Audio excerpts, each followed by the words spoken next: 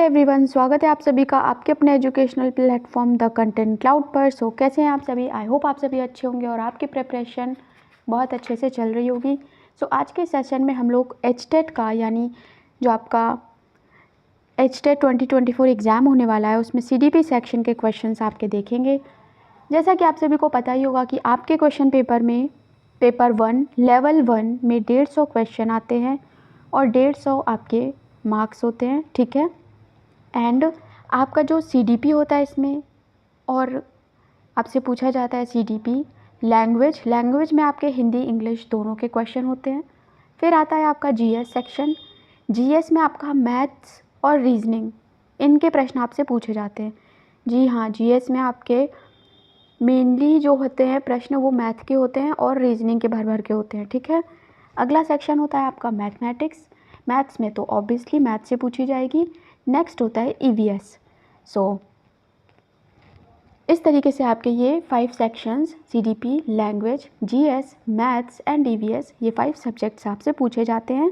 Okay, सो आज के session में हम लोग डिस्कस करेंगे CDP. So without any delay चलिए वीडियो को शुरू करते हैं।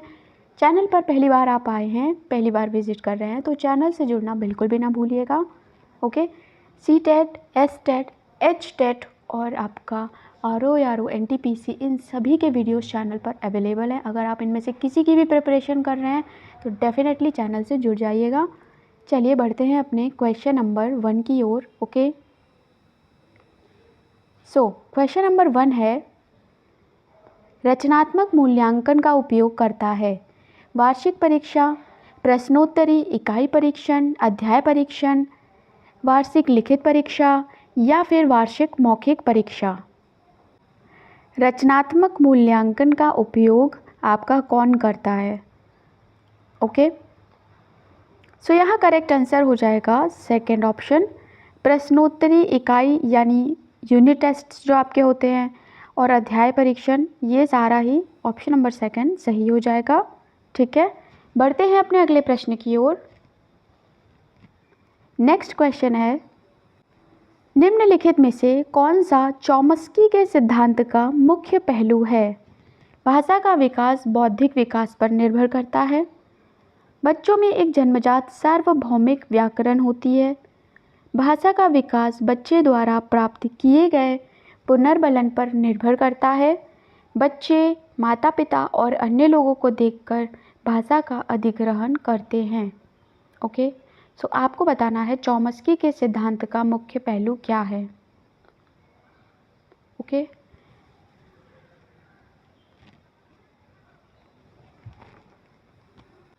सो करेक्ट आंसर हो जाएगा ऑप्शन नंबर सेकंड, बच्चों में एक जन्मजात सार्वभौमिक व्याकरण होती है।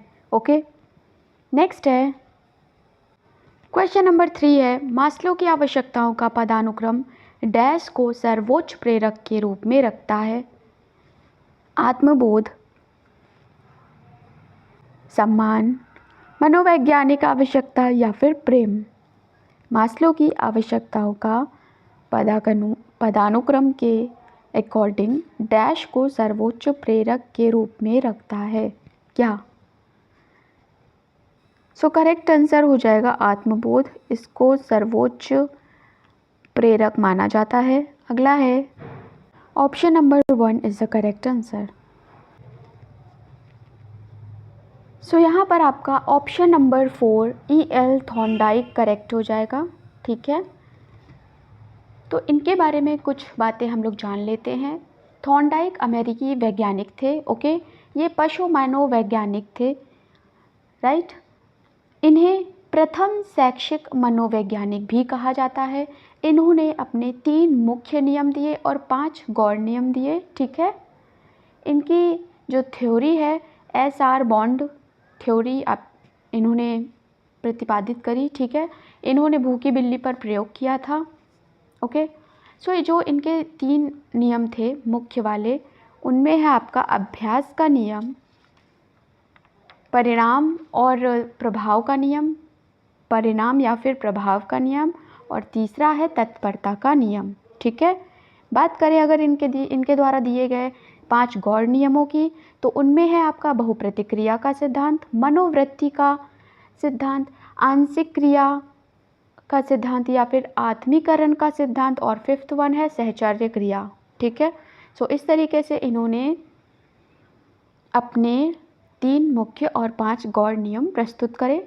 ठीक है,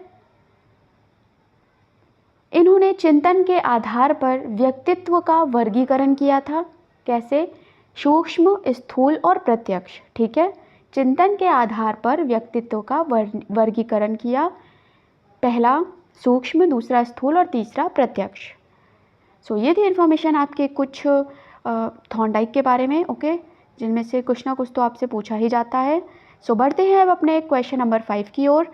यहाँ पर आपका जो 4th ऑप्शन है वो सही हो जाएगा। अगला क्वेश्चन है, क्वेश्चन नंबर 5 है, यदि कोई दृष्टिबाधित बच्चा पहली बार विद्यालय आता है तो शिक्षक को निम्न में से क्या करना चाहिए? उसकी क्षमता के अनुसार उसे एक विशेष विद्यालय में भेजा जाना चाहिए, उसे अन्य छात्रों से दूर रखना चाहिए, पहले एक प्रवेश परीक्षा आयोजित करनी चाहिए, उसे सभी सामान्य छात्रों के साथ पढ़ाया जाना चाहिए। ओके, क्या करना चाहिए आपको बताना होगा।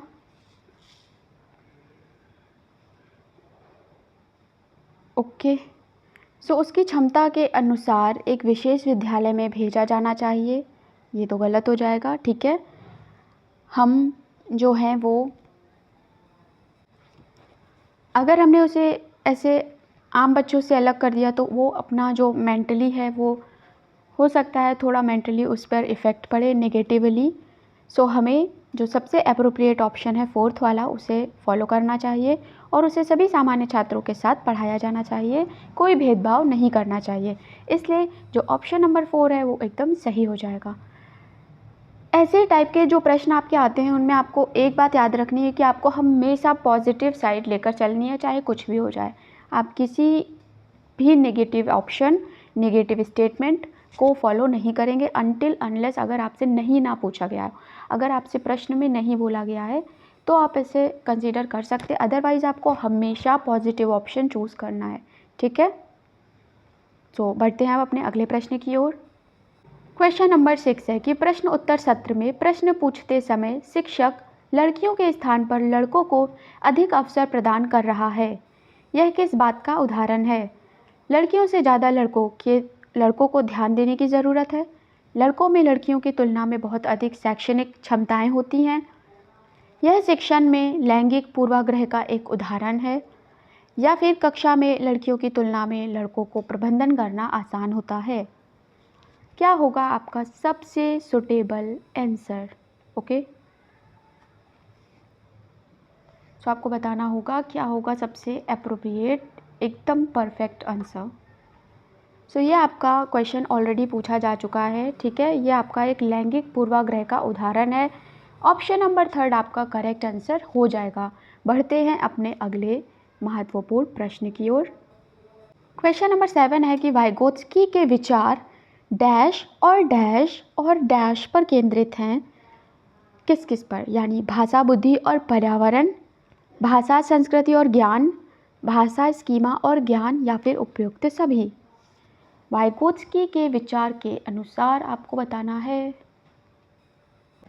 सो जान लेते हैं थोड़ा लेव वाइगोत्स्की के बारे में। ठीक है, ये रसिया से बिलोंग करते थे। ओके, इनके अकॉर्डिंग भाषा पहले, विचार बाद में आते हैं बच्चों में, लेकिन पियाजे के अकॉर्डिंग उम्र के अकॉर्डिंग बच्चे का विकास होता है। ठीक है, तो ये जो पॉइंट है ये आपसे पूछे जाते हैं। ठीक है, नेक्स्ट कि इन्होंने सामाजिक सांस्कृतिक सिद्धांत दिया। ओके, ZPD यानी जोन ऑफ प्रॉक्सिमल डेवलपमेंट का सिद्धांत मानसिक कार्य पर डिपेंड है, ऐसा इन्होंने दिया। ठीक है, इनका मानना था कि बच्चे का विकास समाज के द्वारा होता है और बच्चे समाज के साथ अंतःक्रिया करते हैं। ठीक है, सो वाइगोत्स्की के अकॉर्डिंग पहले विचार आते हैं, बाद में भाषा आती है। ठीक है, ये आपका इम्पॉर्टेंट पॉइंट है, पहले विचार बाद में भाषा, और हमारे पियाजे के अकॉर्डिंग भाषा पहले आते हैं, विचार बाद में आते हैं। सो ये था कुछ इंपॉर्टेंट पॉइंट्स लेव वाइगोत्स्की सिद्धांत इनसे रिलेटेड। सो अपना करेक्ट आंसर हो जाएगा वाइगोत्स्की के विचार भाषा, संस्कृति और ज्ञान पर केंद्रित हैं, भाषा, संस्कृति और ज्ञान पर केंद्रित हैं। ठीक है। सो बढ़ते हैं अपने अगले प्रश्न की ओर। Second option is the correct answer.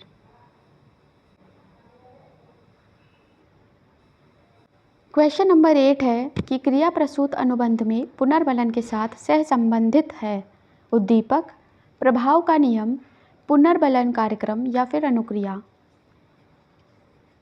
सो क्रिया प्रसूत अनुबंधन का सिद्धांत यानी आपकी आर टाइप थ्योरी ये बीएफ स्किनर से संबंधित है। ओके, बीएफ स्किनर या फिर स्किनर इन्होंने इसे प्रतिपादित किया, इन्होंने चूहे पे और कबूतरों पर प्रयोग किया था। ठीक है, सो आपसे पूछा जाता है तो आपको ये पता होना चाहिए। और यहाँ पर आपका अनुक्रिया करेक्ट आंसर हो जाएगा। ओके, क्रिया प्रसूत अनुबंधन का सिद्धांत, अनुक्रिया इसमें इम्पॉर्टेंट रोल प्ले करता है। प्राणी तभी कार्य दोबारा करता है जब रिजल्ट अच्छा आया होता है। ठीक है, यानी fourth option is the correct answer.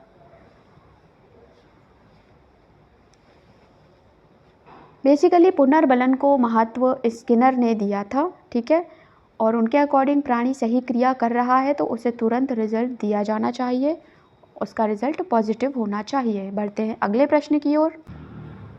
Question number 9, NCF 2005 के अकॉर्डिंग अनुसार शिक्षक के मार्गदर्श डैश के रूप में होती है। मार्गदर्शक, मूल्यांकनकर्ता, समन्वयक या फिर ऑल।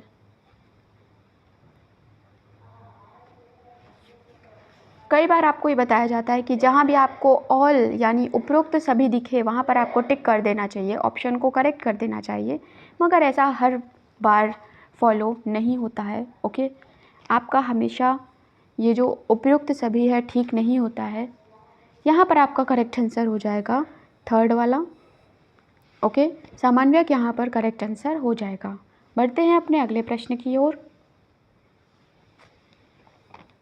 क्वेश्चन नंबर 10 है कि निम्नलिखित में से डिस्लेक्सिया का कौन सा प्रकार बच्चे के किसी शब्द में विभिन्न अक्षर ध्वनियों में विभेदन कर पाने की योग्यता को प्रभावित करता है। डिस्फोनेटिक डिस्लेक्सिया, फोनेटिक, दृश्य या फिर अश्रव्य। कौन सा ऑप्शन आपका करेक्ट होगा जिसमें कि बच्चे की किसी शब्द में विभिन्न अक्षर ध्वनियों में विभेदन कर पाने की योग्यता प्रभावित होती है। ओके,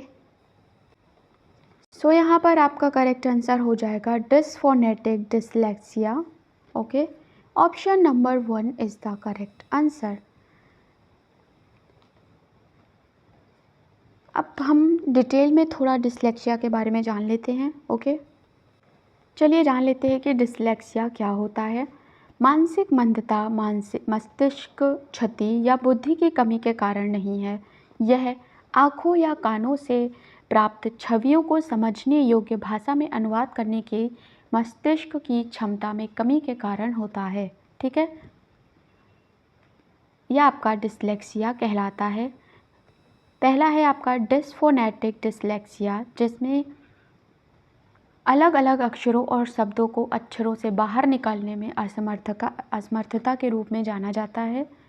नेक्स्ट है दृश्य डिस्लेक्सिया, जहाँ संख्या और अक्षरों को उलट होने और प्रतीकों को सही क्रम में लिखने में असमर्थता होती है।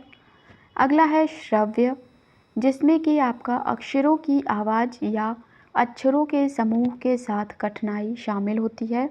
ध्वनियों को गड़बड़ माना जाता है या सही ढंग से नहीं सुना नहीं जा सकता। ओके, सो ये थे हमारे आपके कुछ इम्पॉर्टेंट ऑप्शन से रिलेटेड इन्फॉर्मेशन। बढ़ते हैं अपने अगले प्रश्न की ओर। नेक्स्ट क्वेश्चन है कि वृद्धि के संबंध में कौन सा कथन सत्य है। संख्या या आकार में बढ़ना। संख्या या आकार में बढ़ना बच्चों के लिए अच्छा नहीं है। उपयुक्त दोनों या फिर वृद्धि किसी व्यक्ति के जीवन में आजीवन जारी रहती है। वृद्धि के संबंध में कौन सा कथन सत्य है। यहाँ पर आपका जो ऑप्शन नंबर 4 है, यहाँ पर अगर आपका विकास होता तो सही होता। विकास जो है वो किसी व्यक्ति के जीवन में आजीवन जारी रहता है। ठीक है, उसका विकास होता रहता है। मगर वृद्धि से रिलेटेड जो इम्पोर्टेंट है वो है संख्या या आकार में बढ़ना, ठीक है। Option number 1 is the correct answer. बढ़ते हैं अपने अगले प्रश्न की ओर। वीडियो को आप अपने फ्रेंड्स एंड फैमिली में शेयर कर दें, ओके, जिससे औरों तक भी ये वीडियो पहुँचे। अगर आप चैनल पर न्यू हैं तो चैनल से जुड़ना बिल्कुल मत भूलिएगा। अगला आपका क्वेश्चन है, बच्चे की सोचने और तर्क करने की क्षमता के विकास से संबंधित अध्ययन के क्षेत्र को क्या कहा जाता है? शिक्षा शास्त्र, शिक्षा, ज्ञान मीमांसा या फिर संज्ञानात्मक विकास? बच्चे के सोचने और तर्क करने की क्षमता के विकास से संबंधित है क्या? सबसे पहले हम लोग जान लेते हैं कि विकास क्या होता है, ठीक है। बालकों में होने वाले या बच्चों में होने वाले क्रमबद्ध रूप से सुसंगत परिवर्तन की श्रृंखला को विकास कहते हैं, राइट। एंड जब किशोर में किसी या बच्चे में किसी वस्तु, समस्या या परिस्थिति के लिए निजी स्तर पर निर्णय लेने की क्षमता का विकास परिपक्व होने लगता है, तब हम इसे संज्ञानात्मक विकास कहते हैं, ओके। यानी हमारा ऑप्शन नंबर 4 करेक्ट आंसर हो जाएगा। बढ़ते हैं अपने अगले प्रश्न की ओर। क्वेश्चन नंबर 13 है कि परिपक्वता एक है मनोवैज्ञानिक प्रक्रिया, मानसिक प्रक्रिया, अधिगम प्रक्रिया या जैविक प्रक्रिया? क्या है परिपक्वता, बताना है आप सभी को। क्या होगा करेक्ट आंसर, आप सभी को बताना है। करेक्ट आंसर हो जाएगा जैविक प्रक्रिया, ओके। परिपक्वता यानी मैच्योरेशन या मैच्योरिटी, ये एक आपका जैविक प्रक्रिया है, okay. Option number 4 is the correct answer. Basically जब आप रील और रियल में डिफरेंस समझने लगें तभी आप मैच्योर हो जाते हैं और ये आपकी एक जैविक प्रक्रिया होती है। बढ़ते हैं अपने अगले प्रश्न की ओर। अगला प्रश्न है, क्वेश्चन नंबर 14 है कि विकास डैश है। क्या है? परिपक्वता, अधिगम, क्षमता को संश्लेषण या फिर उपरोक्त सभी? करेक्ट आंसर आपका हो जाएगा without any delay, without any time waste, option number 4, okay. उपरोक्त सभी विकास के अंतर्गत ये सभी आपके शामिल हैं। बढ़ते हैं अपने अगले प्रश्न की ओर। क्वेश्चन नंबर 15 है, बाल विकास की किस अवस्था में बच्चे परियों की कहानियों जैसे काल्पनिक कहानियाँ या कहानियों को सबसे अधिक पसंद करते हैं या उनका आनंद लेते हैं? आपको बताना है। नवजात अवस्था में, प्रौढ़ावस्था में, किशोरावस्था में या फिर प्रारंभिक बाल्यावस्था में?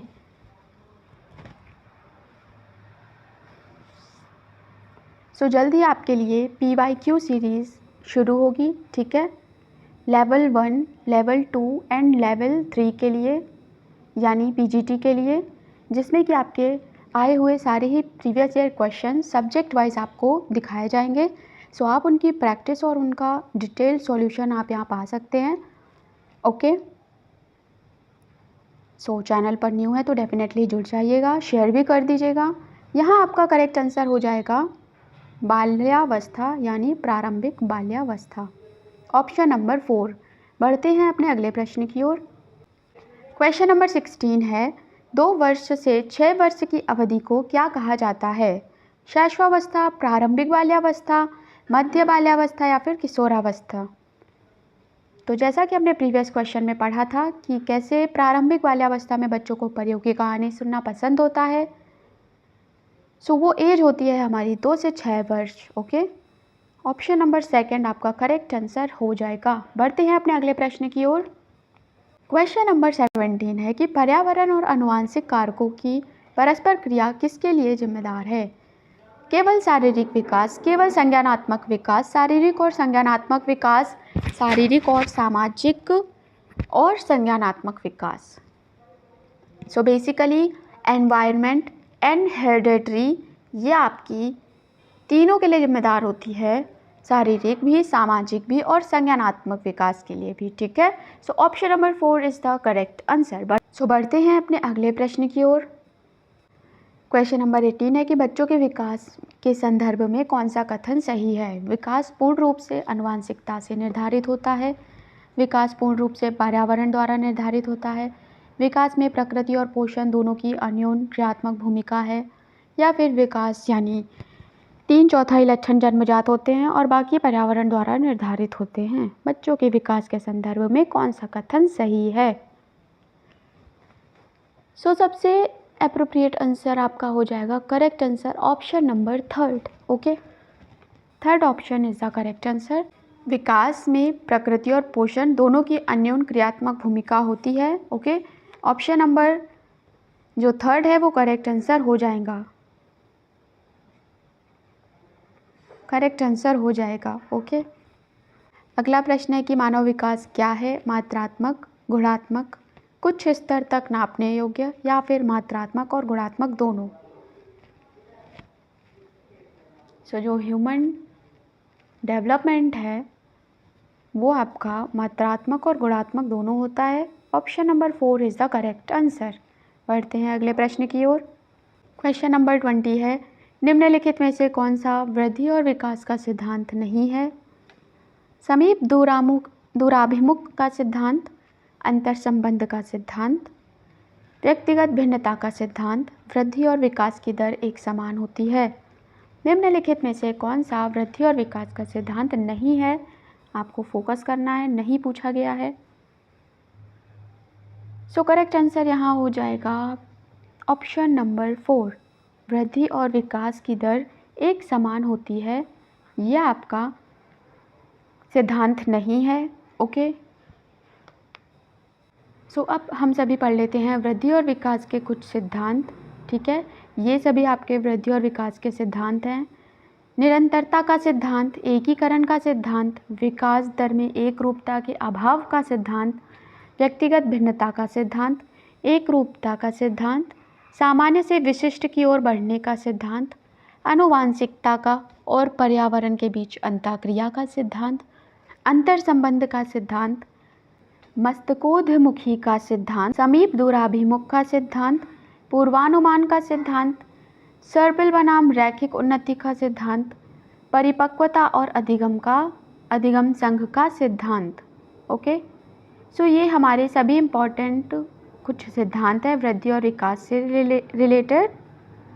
यहाँ फिनिश होते हैं हमारे HTET 2024 एग्ज़ाम से रिलेटेड CDP के कुछ महत्वपूर्ण प्रश्न।